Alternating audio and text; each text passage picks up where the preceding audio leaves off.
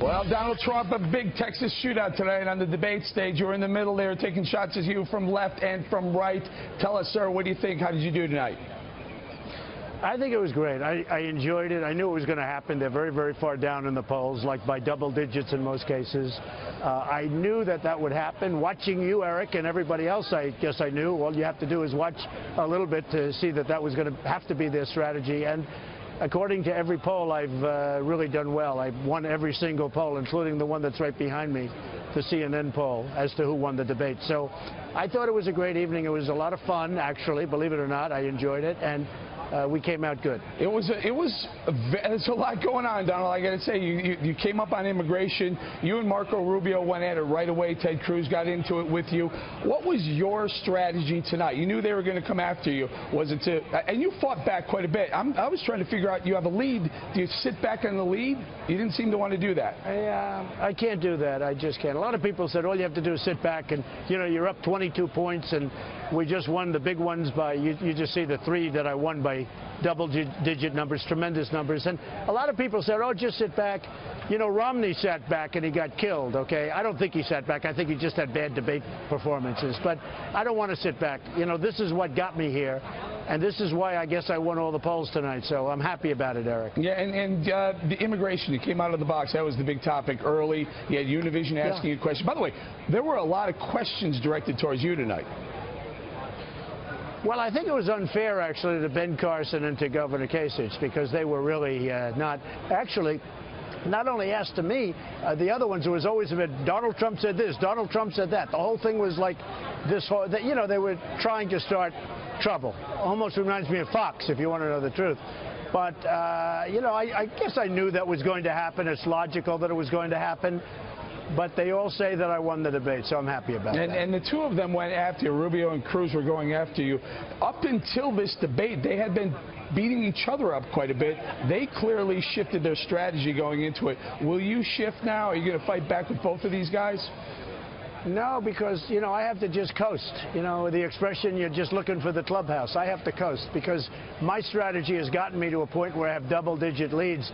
I don't know if you saw, the new Bloomberg poll just came out, and, it's through the roof. It's, like, tremendous, all of the southern states. And it is a tremendous poll. Just came out. So I'm not, they had no choice. Look, if I were them, I'd do exactly. I'd be as aggressive as possible. They really don't have any choice. They're running out of time. Tell us a little bit about the crowd. Ted Cruz's home state, home crowd. Did you feel that? I think it was a much more fair crowd. I think the crowd was fair tonight. I saw a lot of lobbyists. I'm self-funding my campaign, so I don't have any lobbyists or special interests. But despite that, I thought the crowd was very much on my side pretty much tonight. We had a good response, a fair response. Now, immigration is what kicked off your campaign early back in June. You're in Texas. The immigration was the big topic tonight as well. Do you want to weigh in on former president of Mexico Vicente Fox saying Donald Trump, and he used an expletive, he said that you pay for the wall? Well, I thought it was disgusting, the word he used. And you know, Eric, because you've been always so fair to me, you know that if I would have used that word, you wouldn't even be interviewing me right now. I would have been banned from television. This guy used a disgusting word. And look, Mexico has been taking advantage of us for years, both at the border and with trade. We have a $58 billion trade deficit with Mexico. And when I win, and if I win for president, I will tell you, it's not going to happen anymore. We're not going to let this happen. We are being absolutely destroyed. Carrier just moved to Mexico. Ford, the car maker, is moving to Mexico. They're all moving to Mexico. And it's not going to happen. It doesn't help us. It hurts us. But we have a trade deficit with Mexico, $58 billion a year. We're going to stop that. That's foolish. We're going to stop it.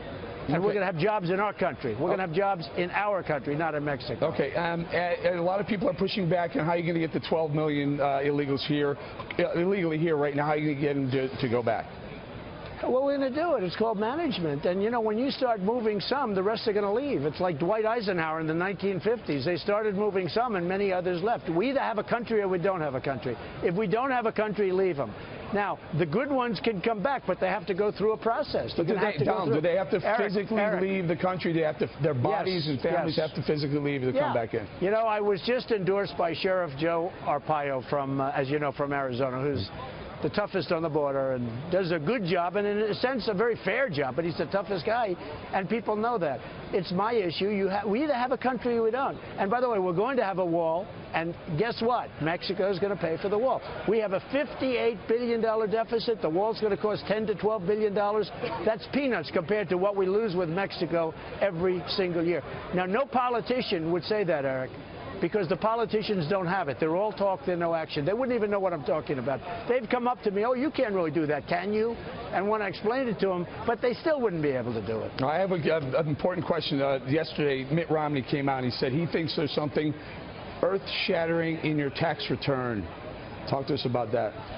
He knows nothing about me, this guy. I mean, he was a failed candidate. He ran one of the worst races I've ever seen. He should have, as you know better than anybody, he should have beaten Obama easily. He was a failed president. I mean, Romney disappeared like the last 2 months. He debated terribly. Those last 2 debates were a horror show. Mitt Romney's a failed candidate. And by the way, his tax returns, he was made to look like a fool by Harry Reid. Harry Reid played this guy like a fiddle. And he ended up putting the returns in on September 21st. We're a long way from that. Donald, but in the meantime, while I'm being ordered, I can't do it. I have one question for you. It's a number. 600 delegates are going to be handed out next Tuesday on Super Tuesday. How many is Donald Trump winning? Well, I don't know about that, but I'm going to get a lot. We're doing very well. All right, Donald Trump, thank you very much. Thank you, Eric.